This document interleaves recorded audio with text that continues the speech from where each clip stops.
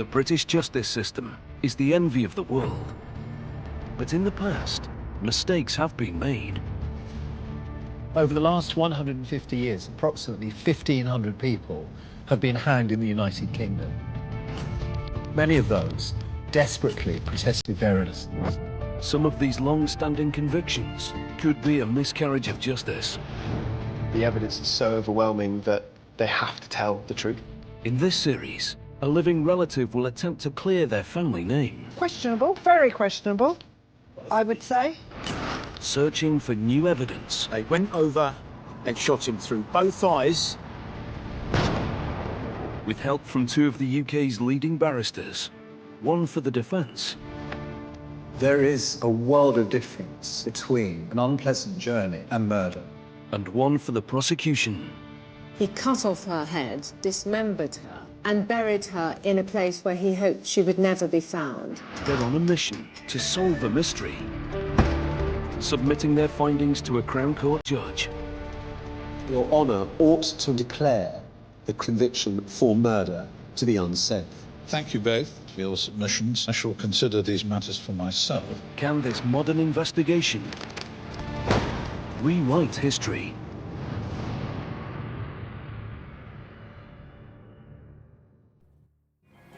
On the 27th of September 1927, on a quiet country lane in Essex, local policeman PC George William Guttridge was found dead, having suffered multiple gunshot wounds. A police investigation was launched, linking the murder to a stolen car found over 20 miles away in Brixton. Ballistics evidence connected the killing to Clapham-based mechanic Frederick Guy Browne. He was arrested, along with associate William Kennedy, and both men were charged with the murder of PC Guttridge. Browne protested his innocence, but after a 5-day trial was found guilty, and on the 31st of May 1928 at Pentonville Prison in London, he was hanged. That's my mum's mum, Ida, which is Frederick's sister. Today, over 90 years on, the great nieces of Frederick Guy Browne, Una and Barbara, are determined to prove his innocence. Frederick Guy Browne was our grandmother's brother, but different grandmothers. They question the original conviction that's hung over their family for almost a century. It just does seem something not quite right, isn't there? It doesn't shine. There's something not quite right. The case against Browne was a powerful one, with damaging witness statements and strong ballistics evidence. But was it a miscarriage of justice? And can a modern-day legal team reach a different conclusion? Jeremy Dean QC has over 30 years' experience as a barrister and will be leading the defence. Sasha Was QC has successfully brought convictions against some of the UK's most notorious criminals. Barbara and Una have come to London to meet with Sasha and Jeremy. Hello, Una. Hello. Sasha. Hello. Barbara. Hi. Hi there, Jeremy. Nice to meet you. Very nice to meet you too. So, Una and Barbara, what is it that interests you most about the case? It's so out of character. Of somebody in your family? Yes, of the rest of the family. Yes. So, Yes. and it was something never mentioned. Emotionally, would you be pleased if he was thought to be innocent, or devastated if he was thought to be guilty, or...? If it comes to light that the conviction was unsafe, then very it would sad. be very sad. Because it was, you know, he has a wife, he had a daughter. Yeah. It is interesting because from the little that we know so far, there are some questions that have come up that have left us going, why would that have been so? Well, what's going to happen now is Jeremy and I are going to go away and investigate the case, and we will report back to you when we have some news. That would be really So, brilliant. lovely Thanks. to meet you. Bye-bye, Lovely. Una. Bye-bye. We'll see you soon. Born in London in 1881, Frederick Guy Browne was one of 8 children. He and his siblings were all given 3-letter names. Browne's birth name was Leo. A man of 2 sides. To his family, he was a loving husband and caring father. Professionally, he was Frederick, and known locally as a highly skilled mechanic. But events took a dark turn when police found a stolen car containing evidence that linked Browne to the killing of PC Gutteridge. Was Frederick Guy Browne capable of killing in cold blood? Sasha and Jeremy are starting their investigation by examining the key facts of the case. Sasha, this is the case of Frederick Guy Browne, and it concerns the shooting of a police officer in 1927. Obviously, the murder of a police officer was regarded to be an incredibly serious crime. Frederick Guy Browne was arrested for the murder of PC Gutteridge. He lived in Clapham and owned a small garage, and he had a criminal record. He employed this man, William Kennedy, in his garage, and Kennedy was also arrested for the murder of PC Gutteridge. When Frederick Guy Browne was arrested, he was found with a number of guns in his possession, including an oxidised Webley revolver. So, Sasha, what do you think about this case? I mean, you mustn't forget 4 guns were found in Frederick Guy Browne's possession. Whether the rifling from those guns is indeed connected to the murder, we will have to have a look at what was said at trial. And I think we're going to have to look at a modern-day firearms expert to see whether that is a sustainable conclusion by today's scientific standards. At trial, Kennedy ran a cutthroat defence, that is to say, he blamed Browne for the murder. I think we should explore the role of William Kennedy and what his relationship actually was with Frederick Guy Browne, whether he had a motive to falsely implicate him. So I think we'd better get started. I agree. To understand Frederick Guy Browne's case, Barbara and Una are visiting the crime scene where PC Gutteridge was gunned down all those years ago. The road has since been renamed Gutteridge Lane in memory of the fallen officer. Here, they're meeting Bernard Mullin, who's done extensive research on the case. We are standing in the lower part of Gutteridge Lane, and further down the road is where the murder actually took place. In the early hours of the 27th of September 1927, PC George William Gutteridge was concluding his night shift. His vision saw a car roaring up the road. There weren't many cars in those days. He'd become immediately suspicious. He wanted it to stop. So he blew his whistle. The car stopped. The prosecution case alleged that upon approaching the vehicle, PC Gutteridge saw 2 men inside. He was in a lot of danger at that time. He was unaware of that. He decided to take notes. He got his pencil out and his policeman's notebook, and with that, there were 2 very, very quick and close together gunshots. PC Gutteridge was shot twice in the left side of his face. But they weren't happy with that. They got out of the car, they went over and shot him through both eyes at point-blank range with a heavy Webley revolver. Bang, bang. They got in the car and drove away at high speed. His body lay there for nearly 3 hours until it was discovered. The police were swiftly notified by a local postal worker, and the body was moved to a nearby pub to await post-mortem. A murder investigation began, but those that had killed PC Gutteridge in cold blood were still on the loose.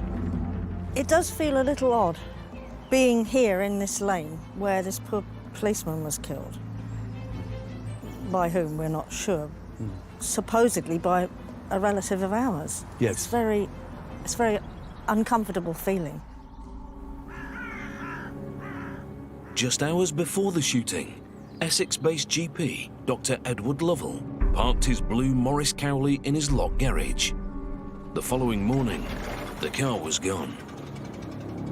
Jeremy and Sasha are analysing the movements of the stolen vehicle.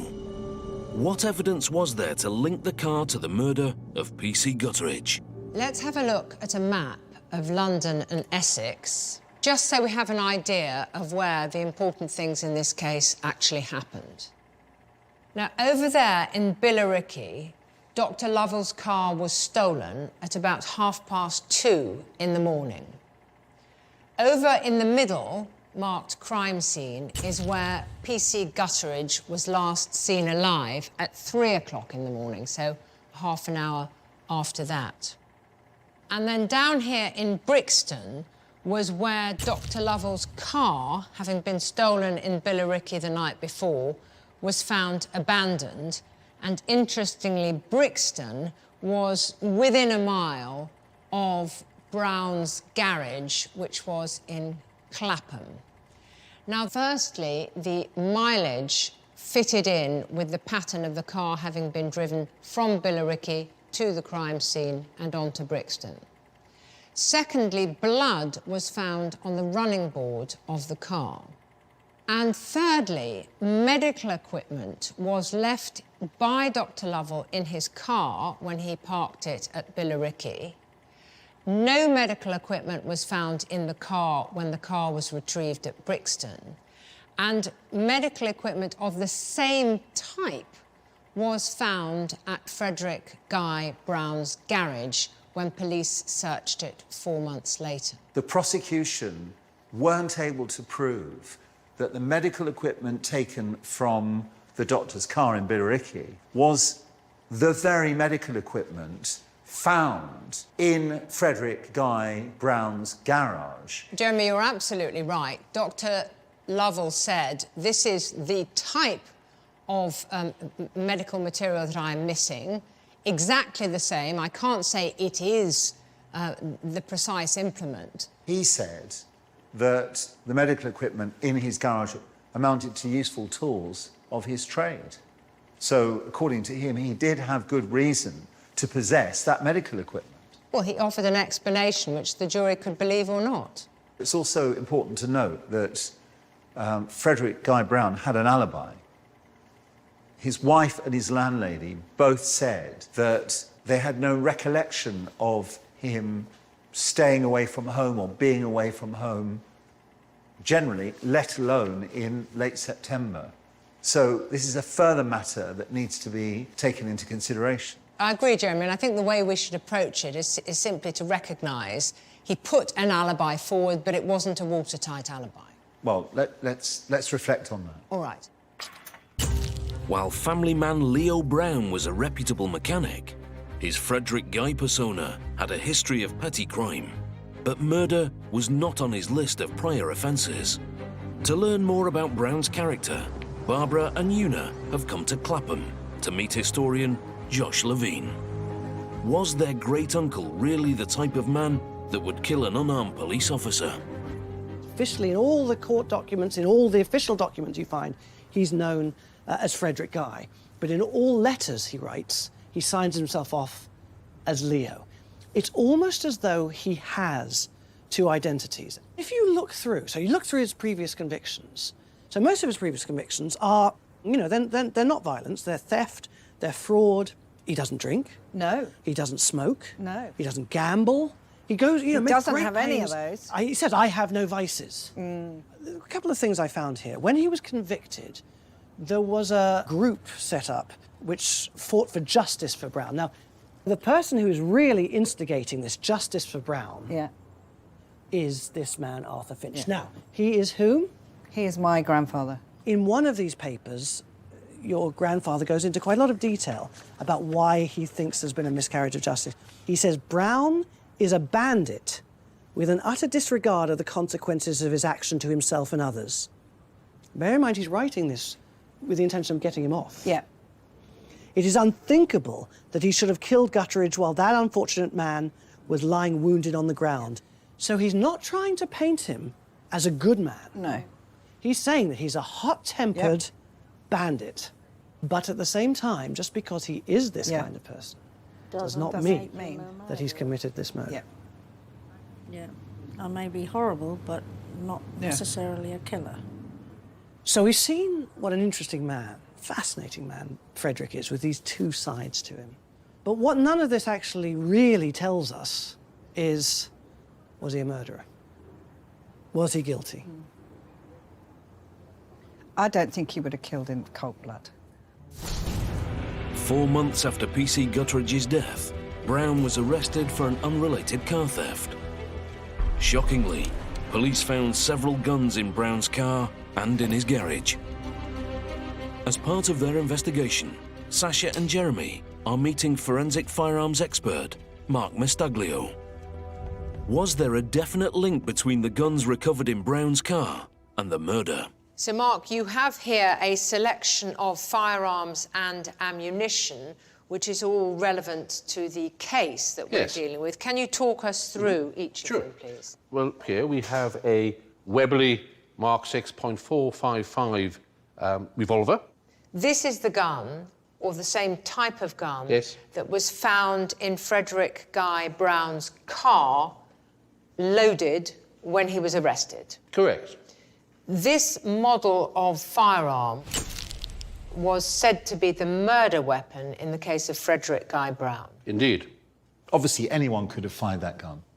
Oh, yes. All my discipline can show is a specific gun fired a specific piece of ammunition. It doesn't identify the man. We also know that one bullet casing was found in a car that had been stolen from a Dr. Lovell. The forensic scientist at trial expressed the opinion that it was beyond reasonable doubt that the casing had been fired from the gun found in Browne's car. Is that a conclusion that is sustainable under the modern day analysis? I've looked at, and some excellent, I have to say, excellent work was done in this case from 3 individuals concerned with the examination of the cartridge case. They've looked at the damage transferred from the breech face, transferred to the cartridge, and they've also looked at the firing pin damage. And I have no doubt that that gun had fired that cartridge. From that gun or a gun of that type? Specifically from that gun. Specifically from that gun? Yes, beyond reasonable doubt. It's my opinion that the level of agreement is such that one can exclude any other gun. Thank you very much, Mark. That's been extremely interesting. Mark Mestaglio's evidence was really interesting. First of all, he has completely validated the findings of the original expert at trial. Mark is confident that the shell casing found in Dr. Lovell's car was fired from the gun found in Browne's car. That is a critical piece of evidence against Browne, implicating him in the murder of PC Guttridge. William Kennedy, an employee of Frederick Guy Browne, was said to have been with Browne during the murder. Kennedy told police he was an innocent bystander, while Browne gunned down PC Guttridge in cold blood. But what sort of man was William Kennedy? Barbara and Una are back with case expert Bernard Mullin to find out more. So we know that Frederick was known by the police. Is it the same with Kennedy? Well, William Henry Kennedy had a very, very colourful background. He was convicted for indecent exposure, thieving, you name it, he did it. Kennedy, subsequently, after the Guttridge murder, went and got married and moved to Liverpool. But the police were onto him. Sergeant Mattison of the Liverpool City Police knew him because he'd frequented the area before. He knew his record. He knew what he's capable of. He crept up behind him as he saw him walking down the street and said, "Come on, Bill, it's up." Kennedy spun round and he pulled a Savage automatic pistol from his pocket, shoved it between his ribs and pulled the trigger. There was a click. The safety catch was on. Oh. Sergeant Mattison grabbed his hand, smacked him in the face. Kennedy went down. When they'd got Kennedy off the ground, he turned and said to Mattison, "You should be in heaven by now." It seems quite obvious that he's not a very nice man, doesn't it, really? No. And he's probably the one that... Seems that way, doesn't it? Questionable, very questionable, I would say. During the police investigation, Kennedy made a statement that heavily implicated Browne in the murder of PC Guttridge. Sasha and Jeremy are meeting psychologist Dr. Roberta Babb to determine if there could be any truth in Kennedy's words. Was this an accurate version of events? Or could Kennedy have simply been trying to shift the blame onto Browne? Can I ask you about your opinion in relation to Kennedy's behaviour when he was seen by the police? Would you agree that he was sort of weighing up the options? Of whether to talk or not to talk, definitely. Yeah. He had a lot to lose. When he actually makes the statement, the police officer concerned, Chief Inspector James Barrett, says, quote, "During the whole course of my experience, I've never taken a statement from a man who exercised such care," and he was asking for passages to be read back over and over again. Mm-hmm. Do you have a sort of global view of what Kennedy's state of mind is likely to have been at the time we've just been discussing? Well, I think at the time of discussing, Kennedy is very unsure about what to say. I mean, he is a well-known criminal, so he has the convict code, which you don't grasp, you don't snitch. So that's one thing that's going to be in his mind. However, he knows that he's involved or being implicated in a crime that actually involves the death of a policeman. So he kind of doesn't know where to sit. And we don't know, for example, if there was a suggestion that if he gives up a name, he may get a lesser charge. So there's a lot of things going on in his mind. I think he's really torn between two positions and he doesn't know. But what we can see from his statement is the fact that he's actually trying very hard not to implicate himself. Yeah. We know that Kennedy had only been married for a short space of time. Mm-hmm. On the premise that he had married her because he loved her, his incentive for lying would be that much greater, wouldn't it? Most definitely, yes. Thank you very much indeed. Thank you.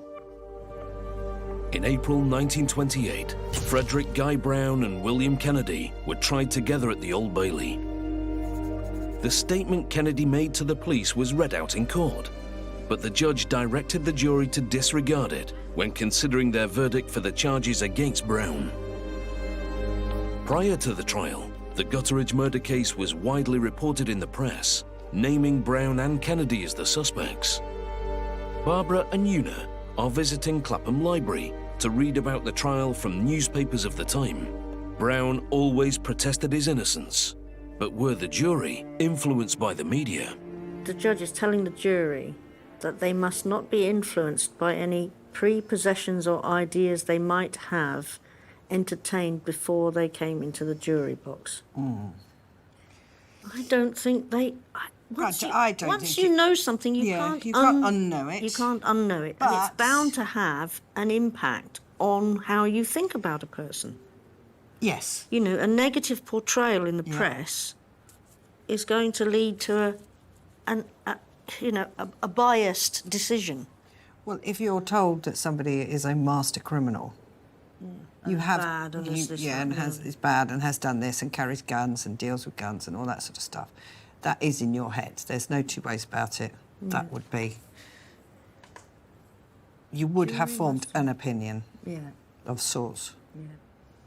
But had they already been judged in the press, had people already decided that they were guilty, I don't think he really stood a chance from the beginning. No. Because a policeman had been killed and whoever happened to come into the frame would have had the book thrown at them because it was a horrible murder. I mean, there's no denying that it was a ghastly, ghastly thing. On the fifth and final day of the trial, the jury retired to consider their verdict. Jeremy is concerned about the directions the judge gave to the jury regarding Kennedy's statement. Could this have resulted in an unfair trial? In my view, Browne had a strong argument for severance. That is a separate trial from Kennedy, because Kennedy's statement was not just a one-liner. It was a very detailed, picturesque, damaging account.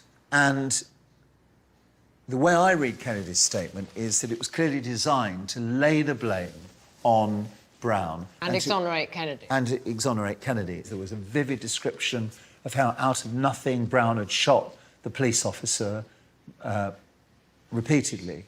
Kennedy's statement is long and it goes into intricate detail about how he, Kennedy, innocent, sitting there, watched Browne out of the blue shoot P.C. Gutteridge. And it must have been very, very difficult for the jury to ignore that statement.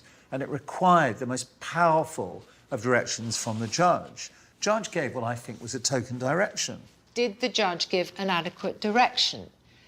I'm going to suggest he did. Firstly, I don't agree that the judge's direction was sufficient. Well, Jeremy, we can go round the houses about whether it was sufficient or not. In this case, Kennedy's statement was incredibly detailed. Yes.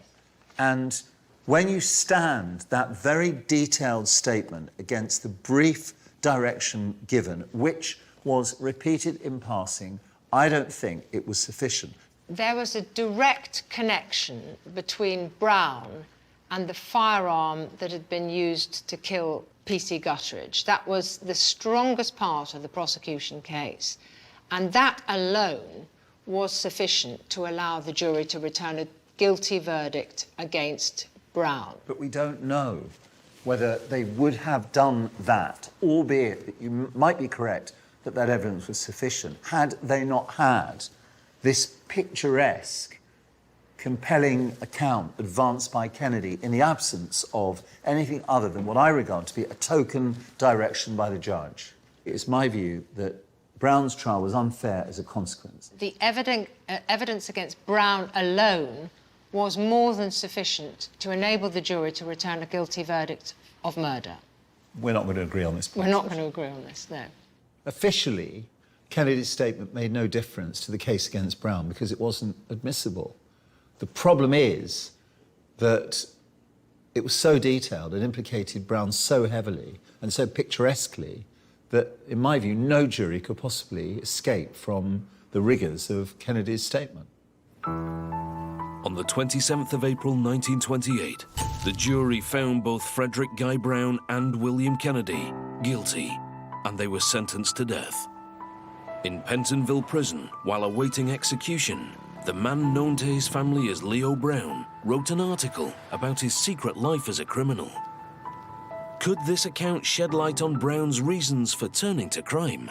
Reynolds Illustrated News published this article written by Frederick Guy Browne. And he talks about how he's, yes, I am a bad lot. So he's made himself a criminal? Or society. Society. Society hit hard at me. But no, because it didn't for the rest of the family. He just went a different way. Yeah, well, maybe he was just in a different environment.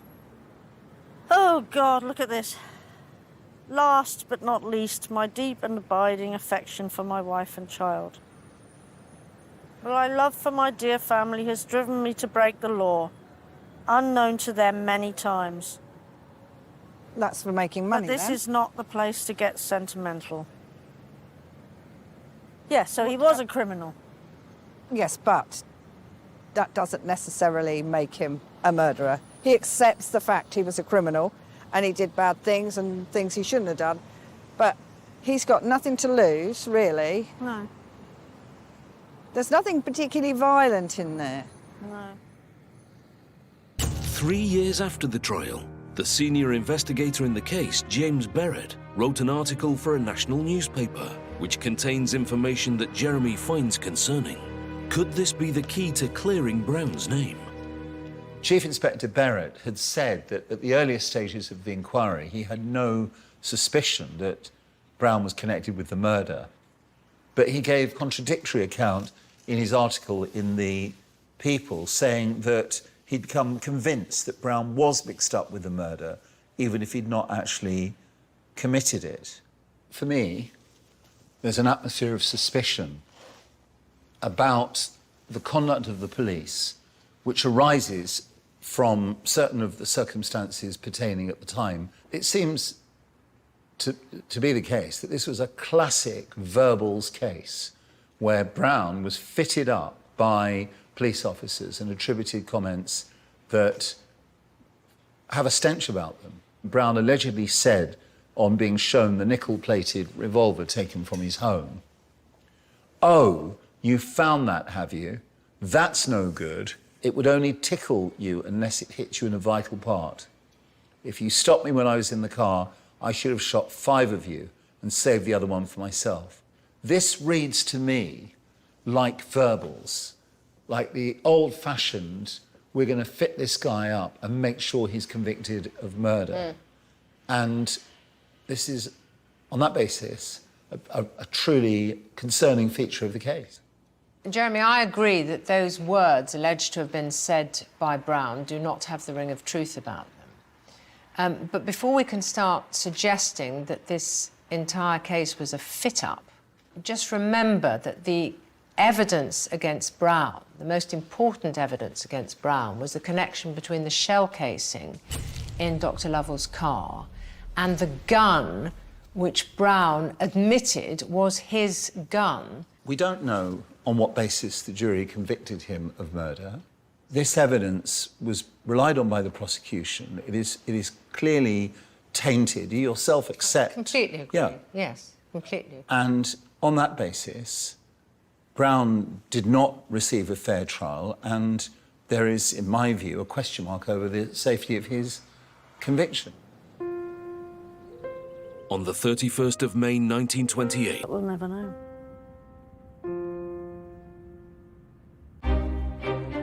Sasha and Jeremy have completed their investigation and must now put their submissions before the judge.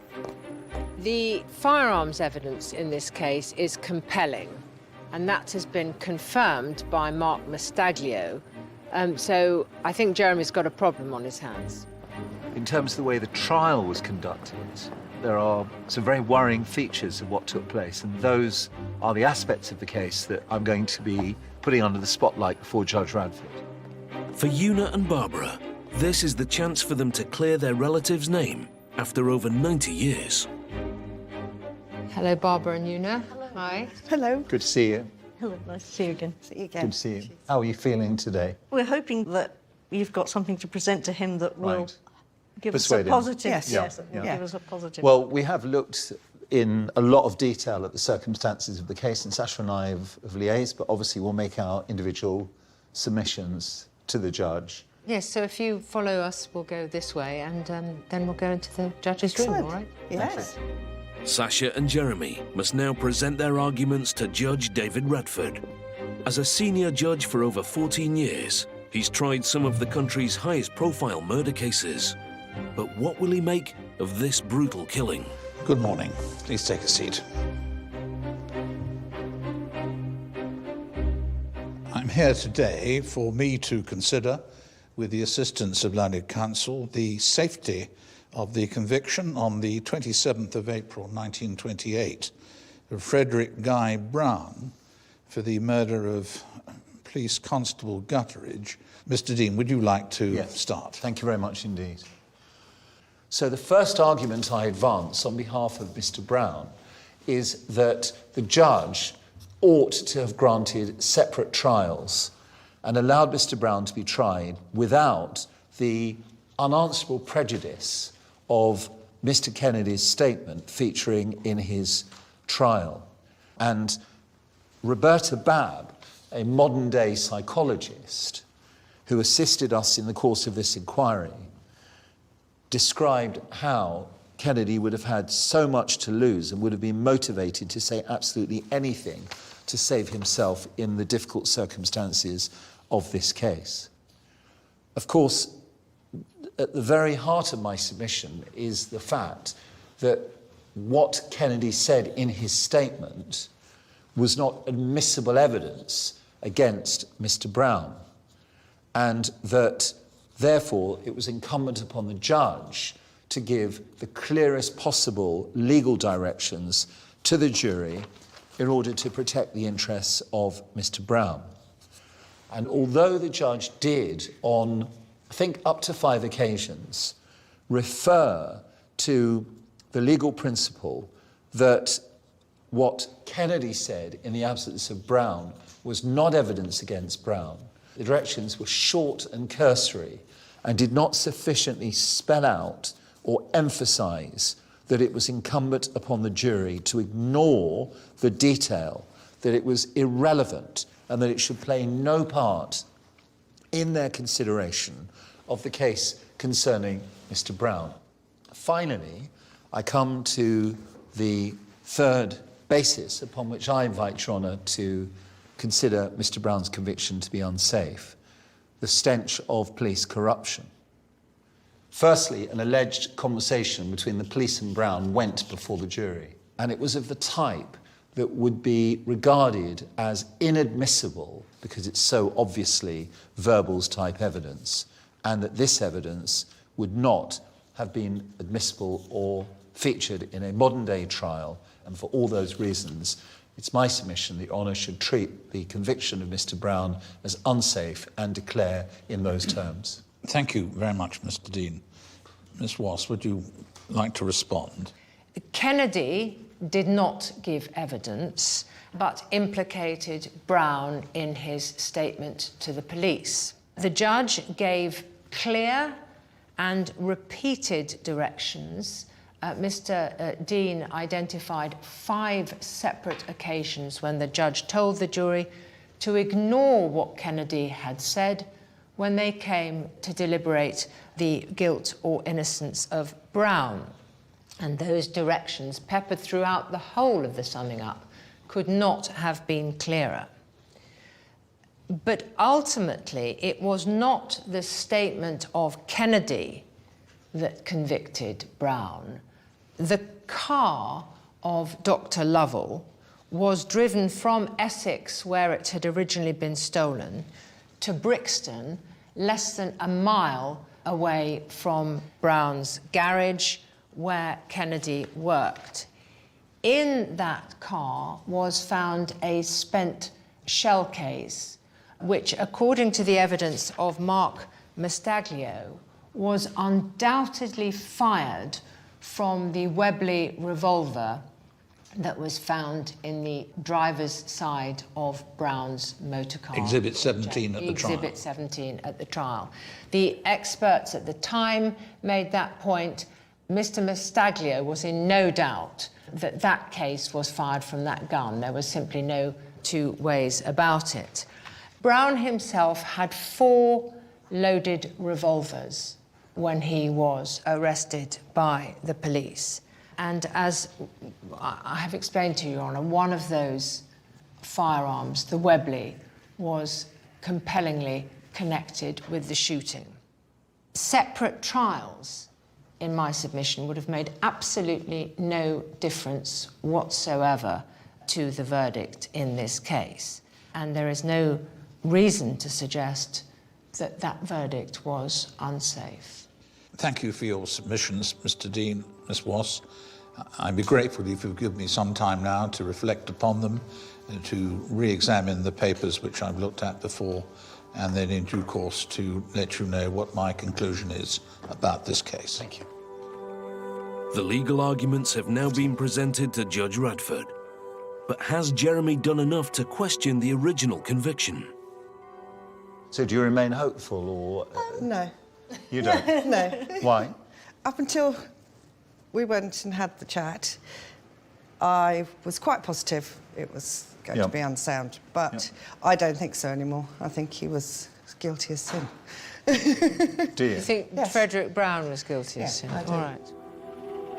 Did Frederick Guy Browne shoot PC Gutteridge in cold blood?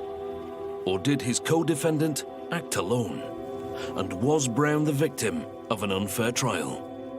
The judge is now ready to deliver his verdict. The prosecution case at trial was that both defendants were guilty together as joint principal offenders in both the theft of the Morris Cowley and then the shooting of the officer who tried to thwart them from getting away with the crime. In such a case such as this, for the evidence to have been heard twice and for the competing cases for the accused not to have been weighed by the same jury would have been wrong. In my judgment, the trial judge's decision cannot sensibly be faulted. It is clear to me, too, that the judge repeatedly gave clear and correct directions to the jury that what Kennedy had said in his police statement was evidence for and against him only, and not against Browne. His directions, in my view, were clear and sufficient. Mr. Dean's further accusation of police corruption is in reality not founded on any proper evidential basis. Both defendants gave written statements, not merely verbal ones, to the police. The case against Browne rested on the linking of the cartridge in the stolen car to whose possession of the murder weapon from which it had been fired. There was, in my view, powerful evidence of his guilt. I am entirely satisfied that Mr. Browne received a fair trial and that his conviction for murder was indeed a safe one. I shall now rise.